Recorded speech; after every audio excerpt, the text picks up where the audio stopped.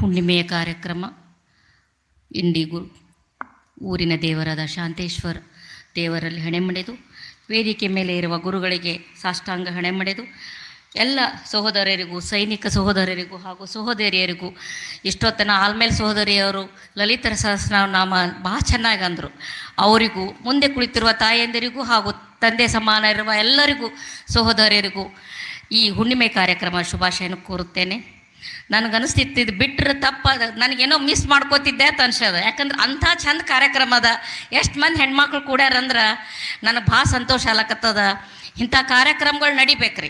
ಯಾಕೆ ನಡಿಬೇಕಂತಂದ್ರೆ ನಮ್ಮಲ್ಲಿ ಸಂಸ್ಕಾರ ದೈವಿ ಶಕ್ತಿ ಎಲ್ಲ ನಡಿಬೇಕಂದ್ರೆ ಇವೆಲ್ಲ ಕಾರ್ಯಕ್ರಮ ಮಠ ಮಾನ್ಯಗಳಿಗೆ ನಾವು ಹೋಗಬೇಕು. ದೈವಿ ಶಕ್ತಿ ಬೆಳಿಬೇಕು, ಸಂಸ್ಕಾರ ಬೆಳಿಬೇಕಂದ್ರೆ ನಾವು ಫಸ್ಟ್ ಸಂಸ್ಕಾರವನ್ನು ಕಲಿಬೇಕು, ಮನ್ಯಾಗ ಮಕ್ಳಿಗೆ ಕಲಿಸ್ಬೇಕು ನಾವು.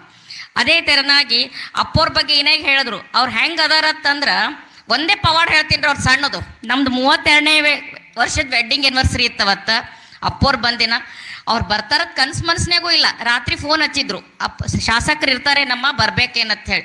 ಅಪ್ಪೋರು ಇರ್ತಾರೆ ಬರ್ರಿ ಅಂತ ಹೇಳಿದೆ. ಅವ್ರಿಗೆ ನಾ ಏನು ಹೇಳಿಲ್ಲ, ಯಾವಾಗ ಬರ್ತಾರೇನಂತ ಏನು ಹೇಳಿಲ್ಲ. ನಾ ಬೆಳಿಗ್ಗೆ ನಮ್ಮ ಮನೆಯವ್ರಿಗೆ ಹೇಳಿದೆ, ಏನ್ರಿ 32ನೇ ವರ್ಷದಿಂದ ವೆಡ್ಡಿಂಗ್ ಆ್ಯನಿವರ್ಸರಿ ಈಗಿನ ಗೊತ್ತದ ಎಲ್ಲರಿಗೆ, ಅಣ್ಣಂದರಿಗೆ ಅಕ್ಕಂದರಿಗೆ ಗೊತ್ತದ. ವೆಡ್ಡಿಂಗ್ ಆ್ಯನಿವರ್ಸರಿ ಅಂದ್ರೆ ನಾವೇ ಹೇಳೋದು ಅವರಿಗೆ. ನಮ್ಮ ಮದುವೆ ವಾರ್ಷಿಕೋತ್ಸವದವ್ರಿಗೆ ನಮ್ಮ ಮದುವೆ ಏನು ಮಾಡೋ ಮತ್ತೆ ಕೇಳ್ತಾರ ಅವ್ರು. ವಾರ್ಷಿಕೋತ್ಸವದ ಆಯಿತು ಅಂದ್ರೆ ಅಂಥ ಪರಿಸ್ಥಿತಿಯಾಗ ಎಲ್ಲ ಬಿಜಿ ಶೆಡ್ಯೂಲ್ದಾಗಿರ್ತೀವಿ. ಹಂಗೆ ಗಂಡ್ಮಕ್ಳು ಅಂತಿರ್ತಾರೆ, ನಾವು ಹೆಣ್ಮಕ್ಳಿಗೆ ಒಂದು ಆಸೆ ವೆಡ್ಡಿಂಗ್ ಆ್ಯನಿವರ್ಸರಿ ಅಂದ್ರೆ ಅದೇನು ಮಾಡೋದಿರಲ್ಲ, ಆದರೂ ನಮ್ಗೊಂದು ಆಸೆ ಇರ್ತದೆ. ಯಾಕಂದ್ರೆ ಒಟ್ಟು ನಮ್ಮ ಗಂಡಂದಿರು ನಮ್ಮ ಪತಿ ನಮಗೊಂದು ಆಸೆ ಇರ್ತದೆ. ನಾ ಬೆಳಗ್ಗೆ ನಮ್ಮ ಮನೆಯವ್ರಿಗೆ ಹೇಳಿದೆ, ಏನ್ರಿ ಇವತ್ತು ನಮ್ಮ ವೆಡ್ಡಿಂಗ್ ಆ್ಯನಿವರ್ಸರಿ ಏನು ಮಾಡಲಿ ಅದಕ್ಕೆ ಕೇಳಿದ್ರು. ಹಾಗೆ ಸಹಜವಾಗಿ ಹಂಗಲ್ರಿ ಹೇಳಿದೆ, ದೇವ್ರಿಗೆ ಹೋಗ್ಬೇಕಂತ ಹೇಳಿದೆ ಇರ್ತದೆ. ಆಯಿತು ಹೋಗಮ್ ನೋಡಮ್ತು ಅಂದ್ರೆ ಹಂಗೆ ಬೀಜೆ ಆಗ್ಬಿಟ್ರು. ಅದು ಎಂಥ ಪವಾಡ ಅಂದ್ರೆ ಅಪ್ಪೋರು ಬಂದೇ ಆಶೀರ್ವಾದ ಮಾಡಿದ್ರಿ ಅವತ್ತು ನಮಗೆ. ನನಗೆ ಭಾಳ ಸಂತೋಷ ಅನ್ನಿಸ್ತು. ಯಾವ ದೇವ್ರಿಗೂ ಹೋಗಲಿಲ್ಲ, ಏನೂ ಹೋಗಲಿಲ್ಲ, ಸಾಕ್ಷಾತ್ ಗುರುವೇ ಮನೆಗೆ ಬಂದರು. ಸಾಕಪ್ಪ, ಇಷ್ಟು ಸಾಕು, ನಮಗೆ ಇನ್ನೇನು ಬೇಡ, ಇನ್ನೂ 50 ವರ್ಷ ಆರಾಮ ಇರೋ ಆಶೀರ್ವಾದ ಸಿಕ್ತಂತಂದೆ. ಅವ್ರ ಸ್ವಭಾವ ಹೆಂಗತ್ತಂದ್ರೆ ಈಗ ಎಲ್ಲ ಮಠ ಮಾನ್ಯಗಳು ಕೆಲಸ ಮಾಡೋದು ಬೇರೆ ರೀ. ಯಾಕಂದ್ರೆ ಹಿಂದೆ ಆಸ್ತಿ ಇದ್ದು ಎಲ್ಲ ಇದ್ದು ಮಾಡೋದು ಬೇರೆ. ಅವ್ರ ಅಪ್ಪೋರು ಬರಿಗೈಲೇ ಈ ಕಟ್ಟಡ ಕಟ್ಟಕತ್ತಾರ. ಇಷ್ಟು ಮಟ್ಟಕ್ಕೆ ಬೆಳೆದಂದ್ರೆ ಅವ್ರ ಪವಾಡನೇ ಸರಿ ಅದು. ಯಾಕಂದ್ರೆ ಅವ್ರು ಮಾಡುವ ಕೆಲಸ, ಅವರು ಮಾಡುವ ಹಿತ ನುಡಿಗಳು, ಅವ್ರ ಸಣ್ಣ ಸಣ್ಣ ವಿಷಯ ಇನ್ನೀಗ ಗಮನಿಸ್ನಾಗ ಕುತ್ಕೊಂಡು ಇನ್ನೀಗ ಲಲಿತ ಸಹಸ್ರನಾಮ ಮನಾಗ ಹೇಳಕತ್ತಿದ್ರು. ಯಾರಿಗೋ ಹೇಳಿದ್ರು, ಅವ್ರಿಗೆ ನೀರು ಕೊಡ್ರಿ ಅಂತ. ಅಂದ್ರೆ ಒಂದು ತಾಯಿ ಮಕ್ಕಳನ್ನ ಹೆಂಗೆ ಪ್ರೀತಿ ಮಾಡ್ತಾ ಹಂಗೆ ಪ್ರೀತಿ ಮಾಡಿದ್ರು ಅವರು. ಅಂದ್ರೆ ನಾವು ಒಂದು 2 ಮಕ್ಳಿಗೆ ರೀ ಮನ್ಯಾಗ 2 ಮಕ್ಳಿಗೆ ಎಷ್ಟು ಹೊಡಿತೀವಿ ಅಂದ್ರೆ, ಒಂದು ನೀರು ಬೇಡದ್ರ ಊಟ ಬೇಡದ್ರ ಚಂತನ ಬೇಡ್ತೇನೆ ಅಂತೀವಿಲ್ರಿ ನಾವು. ಏನು ಕಿರಿಕಿರಿ ಆಗ್ಯದ ನಿಮ್ದು ಹತ್ತೀವಿ. ಆದ್ರೆ ಅವ್ರು ಸಾವಿರಾರು ಮಕ್ಕಳನ್ನ ಸಾಕ್ತಾ ಇದ್ದಾರಂದ್ರೆ ಅವ್ರೆಂಥ ತಂದೆ ಇರಬೇಕು ಅನ್ನೋದು ಈ ಭಾವನೆ ಉಚ್ಚಿ ಬಂತು ನಂಗೆ. ಹಾಗೆ ಈ ತೆರನಾಗಿ ನಾನು ನಿಮ್ಗೆಲ್ಲ ಹೇಳ್ಬೇಕಂತಂದ್ರೆ, ಇವತ್ತು ಈ ವೇದ ಘೋಷ ಮಂತ್ರ ನಮ್ಗೆ ಅವಶ್ಯ ಅದ ರೀ. ಈ ಮಠಗಳದಾಗ ಮಾಡೋದ್ರಿಂದ ನಮಗೂ ಯಾವ ರೆಸ್ಟ್ರಿಕ್ಷನ್ ಇರೋದಿಲ್ಲ. ಮನ್ಯಾಗ ಅಲ್ಲಿ ಹೋತಿ ಅನ್ನೋದಿಲ್ಲ. ಮಠಕ್ಕೆ ಹೋತಿ ಅಂದ್ರೆ ಹೋಗ್ಬಿಡು ಅಂತ ಹೇಳ್ತಾರೆ. ಯಾಕಂದ್ರೆ ಅವ್ರಿಗೂ ಅದೇ ಬೇಕಾಗಿರ್ತದೆ, ನಾವು ಹೊರಗೆ ಹೋಗೋದೇ ಮಠಕ್ಕೆ ಹೋಗೋದೇ ಬೇಕಾಗಿರ್ತದೆ. ಅದೊಂದು ನಮಗೂ ಒಂದು ರಿಸ್ಟ್ರಿಕ್ಷನ್ ಇರಲ್ಲ. ಭಾಳ ಸಂತೋಷದಿಂದ ನಾವು ಬಂದು ಇಲ್ಲೆಲ್ಲ ಪಾವನ ಆಗ್ತೀವಿ. ಈ ಸಂದರ್ಭದಲ್ಲಿ ಯಾಕೆ ಪಾವನ ಆಗ್ತಿ, ಹಿತ ನುಡಿ ಕೇಳೋದ್ರಿಂದ ರೀ ನಮ್ಮ ಮನಸ್ಸು ನಮ್ಮ ಪುಣ್ಯ ಸಿಗ್ತದೆ. ಮೊನ್ನೆ ಸಸಾಬಾಳ ದಂಪತಿಗಳು 25ನೇ ವರ್ಷದಿಂದ ವೆಡ್ಡಿಂಗ್ ಆ್ಯನಿವರ್ಸರಿ ಮಾಡ್ಕೊಂಡು, ಅವ್ರು ಎಂಥ ದಂಪತಿಗಳಂದ್ರೆ ರೀ ನಿಸ್ವಾರ್ಥ ಸೇವೆ. ಇಬ್ಬರು ಗಂಡ ಹೆಂಡ್ತಿ ಇಡೀ ಆಲ್ಮೇಲೆ ಮಂದಿ ಅವ್ರಿಗೆ ವೆಡ್ಡಿಂಗ್ ಯಾವ ಮಕ್ಳಿದ್ದವ್ರು ಮಾಡ್ತಿದ್ದಿಲ್ರಿ.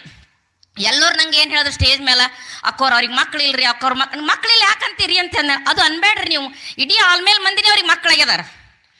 ಅಂಥ ಕಾರ್ಯಕ್ರಮ ಮಾಡಿದ್ರು ಅವರು. ಮಕ್ಳಿದ್ದವ್ರಂತೂ ಮಾಡ್ತಿದ್ದೇ ಇಲ್ಲ. ಅಂಥ ಕಲ್ಯಾಣ ಮಂಟಪ ಬುಕ್ ಮಾಡಿ ಅವ್ರಿಗೆ ಹೆಂಗಂದ್ರೆ ನವವಧು ತಯಾರಾದಂಗೆ ಆಗಿದ್ರು ಅವ್ರು. ಅಷ್ಟು ಅಭಿಲಾಷೆ ಅವರಿಗೆ ನಾ ಹಿಂಗಿರ್ಬೇಕಂತ ಹೇಳಿ. ಅಂಥ ತ್ಯಾಗಮಯ್ಯ ಅವ್ರು ಎಲ್ಲರೂ ಕುಂತ ಹೇಳಿದ್ರು, ಮಠದಾಗ ಬಾ ಸೇವೆ ಮಾಡ್ತಾರೆ ಅಕ್ಕೋರ, ಬಾ ತ್ಯಾಗ ಮಾಡ್ಯಾರಂತೆ. ಅವ್ರಿಗೆ ಈ ಜನ್ಮದಾಗಲ್ಲಿ ಇಷ್ಟೆಲ್ಲ 100 ಮಕ್ಕಳದ, ಮುಂದಿನ ಜನ್ಮದಾಗ 100 ಮಕ್ಳು ಆಗ್ತಾವತ್ ಹೇಳಿ ಈ ಸಂದರ್ಭದಲ್ಲಿ ಹೇಳ್ತೀನಿ. ಹಾಗೆ ಇದೆಲ್ಲ ನೋಡಿದ್ರೆ ನನಗೊಂದು ದೃಶ್ಯ ನೆನಪಾಗ್ತದೆ. ಏನಂದ್ರೆ ಗುರುಗಳು ಮಠ ರೀ, ಊರಾಗ ಒಬ್ರು ಸಾವ್ಕಾರ ಅಂದ್ರೆ ಭಾಳ ದೊಡ್ಡ ಶ್ರೀಮಂತರು, ಕೋಟ್ಯಾಧೀಶರು. ದಿನ ಪುರಾಣ ನಡೀತಿತ್ತ. ಪುರಾಣಿಕರು ಎಲ್ಲರೂ ಬರ್ತಾರ, ಸಾವ್ಕಾರ ಯಾಕೆ ಬರಲ್ಲ ಅಂತ ಸ್ವಲ್ಪ ಅವ್ರಿಗೆ ಏನೋ ಕ್ಯೂರಿಯಾಸಿಟಿ ಇರ್ತದೆ ನೋಡ್ರಿ. ಯಾರೇ ನಂಬಲ್ಲಿ ನಾವು ಸುಮ್ ಕುಂದಿರ್ತೀವ್ರಿ, ಏನು ಒಂದು ಕ್ಯೂರಿಯಾಸಿಟಿ ಇರುದೆ ನಂಬಲ್ಲಿ. ಅವ ಯಾಕೆ ಬಂದಿಲ್ಲ, ಅಕ್ಕಿ ಯಾಕೆ ಬಂದಿಲ್ಲ ತಿರುದೆ. ಅದಕ್ಕೆ ಪುರಾಣಿಕ ಅವ್ರ ಮನೆಗೆ ಸಾವ್ಕಾರ ಮನೆಗೆ ಹೋದ್ನತ್ತ. ಇಲ್ರಿ ಈಗ ಸಾವ್ಕಾರ ಎಲ್ಲರೂ ಬರ್ತಾರ, ನೀವ್ಯಾಕೆ ಬರಲ್ರಿ ಪುರಾಣಕ್ಕೆ ಅಂತ ಕೇಳ್ದನತ್ರ. ಕೇಳೋಣ, ಪುರಾಣದಾಗ ಏನಿರ್ತದ, ನಾ ಇಲ್ಲೇ ಇರ್ತೀನಿ ಅಂದ್ರೆ ಅವ್ರಿಗೆ ಗಂಟು ಕಾಯ್ಬೇಕಾಗಿರ್ತದ ಮನೆ ಅಂದು. ನಾ ಇಲ್ಲೇ ಇರ್ತೀನಿ ಅಂತ. ಇಲ್ರಿ ಒಂದ್ಸರಾರೆ ಬಂದು ನೋಡ್ರಿ ಅಂದ್ರತ್ತ. ಅವರು ಸಾಕು ಸ್ವಲ್ಪ ಹೊಟ್ಟೆ ಸೌಕರ್ಯ ಇದ್ದಿರ್ಬೇಕು, ಬರಲಿಲ್ಲ. ಹಾಗೆ ನಿರಂತರ 8 ದಿನ ಮುಗೀತ್ರಿ ಪುರಾಣ. ಮುಗಿಯೋಣ ಅವ್ರು ಹೆಣ್ತಿ ಏನನ್ಲತ್ತ, ಪುರಾಣಿಕರು ಇದು ಸಾವ್ಕಾರ ಹೆಣ್ತಿ ಏನನ್ಲತ್ತ. ಅಲ್ರಿ ಇಂಥ ದೊಡ್ಡವ್ರು ಕರೆದ್ರು ಹೋದ್ರು ನೀವು ಹೋಗಾಕ್ ತಯಾರಿಲ್ಲ, ನನಗೂ ಬಿಡಾಕ್ ತಯಾರಿಲ್ಲ. ಇವತ್ತು ನೀವು ಪುರಾಣಕ್ಕೆ ಹೋದ್ರೆ ಊಟ ಕೊಡ್ತೀನಿ, ಇಲ್ಲಾಂದ್ರೆ ನಾವು ಊಟನೂ ಕೊಡೋದಿಲ್ಲ. ಏನೋ ಹಚ್ಕೊಂಡು ಮಕ್ಕೊಂಡ್ಬಿಟ್ಲತ್ತಕ್ಕೆ ಚಟ್ಕೊಂಡು. ಹೆಂಗೋ ಹೆಣ್ಮಕ್ಳು ಸ್ಟ್ರೈಕ್ ಮಾಡಿದ್ರೆ ಗಂಡು ಮಕ್ಳು ಬಗ್ತಾರ ಅನ್ನೋದು ಗೊತ್ತಾಗ್ಬಿಡ್ತದ. ಅದಕ್ಕೆ ಆ ಸೌಕಾರ ಏನು ಮಾಡದ್ನತ್ತ, ಆಯ್ತು ನೋಡ ನಡಿ ಹೋದ್ರಾಯ್ತು ಈಕಿ ಬಾ ಕಿರಿಕಿರಿ ಮಾಡಕತ್ತಾಳ, ಸುಮ್ ಮಡ್ದಾಗ ಹೋಗಿ ಈಕೇರಿ ಅಡಿಗೆ ಮಾಡಿಲ್ಲ, ಹೋಗಿ ಮಡ್ದಾಗ ಹೋಗಿ ಉಂಡು ಬರ್ಬೇಕಂತ ಹೇಳಿ ಬಂದ್ರತ್ತ. ಎದಕ್ಕೆ ಬಂದ್ರು? ಪುರಾಣಕ್ಕೆ ಬಂದ್ರಿ. ಪುರಾಣಕ್ಕೆ ಬರೋಣ, ಅವ್ರು ಬರೋಣ ಇಡೀ ಊರೇ ಆಶ್ಚರ್ಯ ಆಯ್ತತ್ತ. ಅಲ್ಲಿ ಅಪ್ಪವ್ರು ಸುಮ್ಮ ದೂರ ಕೂತ್ ನೋಡಕತ್ತಿದ್ರತ್ ಗುರುಗಳು. ಏ ಸೌಕಾರ ಬಂದಾನ, ಬರ್ಲಿ ಬರ್ಲಿ, ಅವ್ರೇನು ಪಟ್ನೆ ಬಾ ಅಂದಿಲ್ಲ ಅಪ್ಪವ್ರು, ಸುಮ್ ಕೂತ್ರತ್, ಬರ್ಲಿ ಬರ್ಲಿ ಬರ್ಲಿತ್ತೆ ಅಣ್ಣ ಒಳಗೆ ಬಂದ್ರತ್ತ. ಬರೋಣ ಒಬ್ಬ ಎದ್ದು ಅನ್ನತ್ತ, ಬಂದ್ರೆ ಅದಕ್ಕೆ ಅನ್ನತ್ತ, ಹಾಂ ಬಂದೆ ಅತ್ತ ಅನ್ನತ್ತ. ಆಮೇಲೆ ಕೂತ್ರತ್ತ ಅವ್ರು ಸೌಕಾರ. ಮತ್ತೊಬ್ಬ ಒಂದ ಕೂತ್ರೆ ಅದಕ್ಕೆ ಅನ್ನತ್, ಹ್ಞೂ ಕೂತೀನತ್ತೆ ಅನ್ನತ್. ಅಲ್ಲಿಂದ ಅವ್ರಿಗೆ ಇಂಟ್ರೆಸ್ಟ್ ಬರ್ಲಿಲ್ಲ ಪುರಾಣ ಅವೆಲ್ಲ ಅವ್ರಿಗೆ ನೋಡುದು. ಅಲ್ಲಿ ಗಂಟೆ ಯಾರು ಒಯ್ದ್ರಂದ್ರೆ ಹೆಂಗತ್ತ ಅವ್ರಿಗೆ ತಲೆಗದು ರೀ ಅಣ್ಣ. ಆಮೇಲೆ ಮತ್ತೆ ಎದ್ ನಿತ್ನತ್ತ, ಮತ್ತೊಬ್ಬ ಎದ್ ನಿತ್ರಿ ಅದಕ್ಕೆ ಅನ್ನತ್ರಿ, ಹ್ಞೂ ಎದ್ ನಿತ್ತೇರ.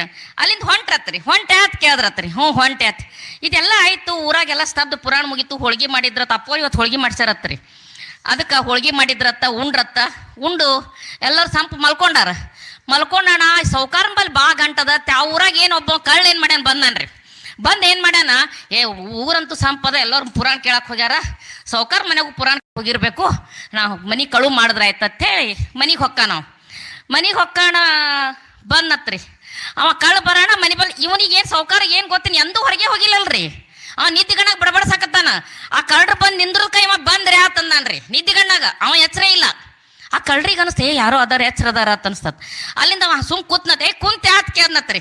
ಏ ಎಚ್ಚರ ಅದಾರಪ್ಪ ಎದ್ ನಿತ್ಯ ಆತ್ಕೆ ಅನ್ನತ್ರಿ. ಹ್ಯಾಂಗ್ ಮಾಡೋದು ಬ್ಯಾಡ, ಕಳು ಮಾಡೋದೇ ಬೇಡ, ಓಡ್ ಹೋಗಮ್ಮು ಅಂಥೇಳಿ ಓಡ್ ಹೋದ್ನತ್ತ. ಇದು ಪರಿಣಾಮ ಏನಂತಂದ್ರ, ಆ ಮಠದಾಗ ಕಾಲು ಇಟ್ಟಿದ್ನಲ್ರಿ, ಆ ಪುಣ್ಯ ಅವನಿಗೆ ಮುಟ್ಟ ಅವ್ನ ನಿಧಿ ಕಳು ಆಗಲಿಲ್ಲ. ಇದು ಒಂದೇ ಉದ್ದೇಶ ಅವ್ರದ್ದು. ಯಾಕಂದ್ರ ಹಿತ ನುಡಿಗಳು ಹೆಂಗಿರ್ತಾವ, ಒಂದೆರಡು ಮಾತು ಕಿವಿ ಬಿದ್ದಿದ್ದು ಅವನಿಗೆ, ಒಂದೆರಡೇ ಬಾಳೇನು ಬಿದ್ದಿದ್ದಿಲ್ಲ. ಅಂಥ ಮಾತನ್ನ ಕಿವಿ ಬೀಳೋದ್ರಿಂದ ನಮ್ಮ ವ್ಯಕ್ತಿತ್ವ ಪಾವನ ಆಗ್ತದ. ಇವತ್ತು ನಾನು ಲಲಿತ ಸಹಸ್ರನಾಮ ಕೇಳಿ ನನಗೆ ಭಾಳ ಸಂತೋಷ ಆಯ್ತು. ನಾವಂತೂ ಓದಲಿಲ್ಲ ಮಾಡಿಲ್ಲ, ಅದೆಲ್ಲ ಅವ್ರದ್ರಾಗೆ ನಮ್ಮ ಪುಣ್ಯದ ಬಂತೆ ಅಂತ ನಾನು ಅನ್ಕೊಂಡಿನಿ. ಹಾಗೆ ಈ ಸಂದರ್ಭದಲ್ಲಿ ನಾ ಎಲ್ಲರಿಗೂ, ನನ್ನ ಅಕ್ಕ ತಂಗಿಯರಿಗೂ ತಾಯಂದ್ರಿಗೆ ಏನು ಹೇಳಕ್ಕೆ ಇಚ್ಛಪಡ್ತೀನಿ ಅಂದ್ರೆ, ನಾವು ಇವತ್ತಿನಿಂದ 2 ಡಬ್ಬಿ ಮಾಡ್ಬೇಕ್ರಪ್ಪ. 2 ಡಬ್ಬಿ ಮಾಡಮ್ರಿ. ಒಂದು ಶಪತ್ ಮಾಡೋದು ಇವತ್ತು. ನಾ ಮತ್ತೆ ಮುಂದಿನ ಹುಣ್ಣಿ ಕಾರ್ಯಕ್ರಮ ಮುಂದಿನ ವರ್ಷ ಅಲ್ಲಿ ಬರ್ತೀನಿ. ಒಟ್ಟು 2 ಡಬ್ಬಿ ಮಾಡಮ್ರಿ. ಒಂದು ನಮಗಾಗಿ ಮಾಡಮ್ಮ, ಒಂದು ಮಠಕ್ಕತ್ ಹೆಸರು ಬರ್ದು ಮಾಡಮ್ರಿ. ಏನತ್ ಮಾಡೋದತ್ತಂದ್ರೆ, ನಮಗಾಗಿ ಯಾಕ್ರಿ ಅಂತ ನೀವು ಕೇಳ್ತಿರ್ಬೇಕ್ರಿ. ಏನ್ರಿ ಫೋನ್ ಪೇ ಅದ, ಎಲ್ಲ ಫೋನ್ ಪೇ ಗಿನ್ ಪೇ ಬ್ಯಾಡ್ರಿ, ಎಲ್ಲ ಗೊತ್ತಾಗ್ತದೆ ಎಲ್ಲರಿಗೂ. ಅದು ಡಬ್ಬಿ ಮಾಡೋ ಕಪಾಟೆ ಮುಚ್ಚಿಟ್ರೆ ಯಾರಿಗೂ ಗೊತ್ತಾಗಲ್ಲದು. ಫೋನ್ ಪೇ ನಮ್ಮ ಗಂಡದರಿಗೆ ಗೊತ್ತಾಗ್ತದ, ಮಕ್ಕಳಿಗೆ ಗೊತ್ತಾಗ್ತದ. ಡಬ್ಬಿ ಮಾಡಿಟ್ರೆ ಯಾರಿಗೂ ಗೊತ್ತಾಗೋದಿಲ್ಲ. ನಾವು ಸಣ್ಣವರಿದ್ದಾಗ ಶಾಂತೇಶ್ವರ ಗುಡಿ ಇತ್ತು ನಮ್ಮಲ್ಲಿ, ಆಗ ಕಂಪಲ್ಸರಿ ಡಬ್ಬಿ ಕೊಡ್ತಿದ್ರು.